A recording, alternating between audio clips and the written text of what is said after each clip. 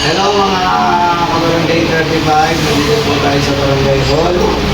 Kasama yung mga ating mga magagandang desk officer.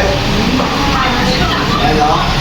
Lalo na yan si Reyna Lynn, si Ren, si Raquel, si Paren. Ayan, kaya pag may tatanungin kayo, English Tagalog. Tagalog. Kaya po tayo nandito kasi itong pinto ng office of Barangay Kagawad, hindi natin sila nakikita. Kaya hindi natin alam kung may tao o wala.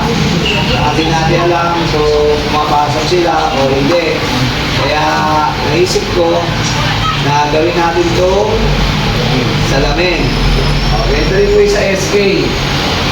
Kung office ng SK, hindi rin natin nakikita kung katrabaho sila o naglilingkod sila sa bayan kasi sayang yung boto nyo. Pati sila naglilingkod. Ayan po. Diba? Meron namang tao kaso hindi nakikita kaya napakalaking bagay kasi si SK natin, si SK Green Cruz, meron po siya ritong libreng print, libreng computer, libreng research, libreng ID. Ito po sa office niya, ayan, may kompleto. Kaya hindi po natin napapansin dahil nga po yung ating pintuan is kahoy. Kaya gagawin po natin para maging transparency. Gawin po natin sa lamin, di ba? Mga barangay. Tapos ito rin po sa Kagawad, kakatapapag, yung alam kung may tao. Binuksan nyo naman po. O ayun, may naka-duty po. Naka-duty po lang natin ng Kagawad. Kagawad sa Andy. Kapit ka. Kagawad. Kaya po hindi natin makikita yung kung may tao sa loob. Kaya ginawa natin transparency yung pinto para natatanaw nyo na naglilingkod yung mga kagawad natin. Yes. Diba? Kaya mga kabarangay, maraming salamat. At sana pagpalain naman yung next part. Thank you so much.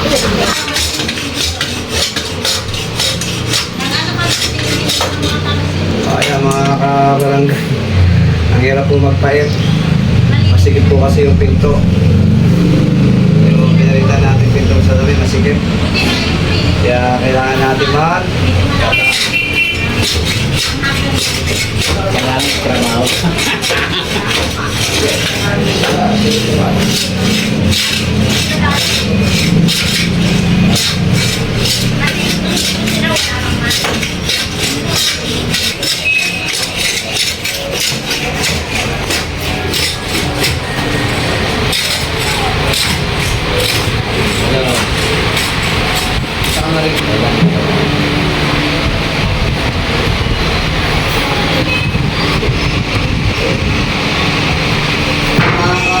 barangay, tingnan nyo, kita na po yung loob.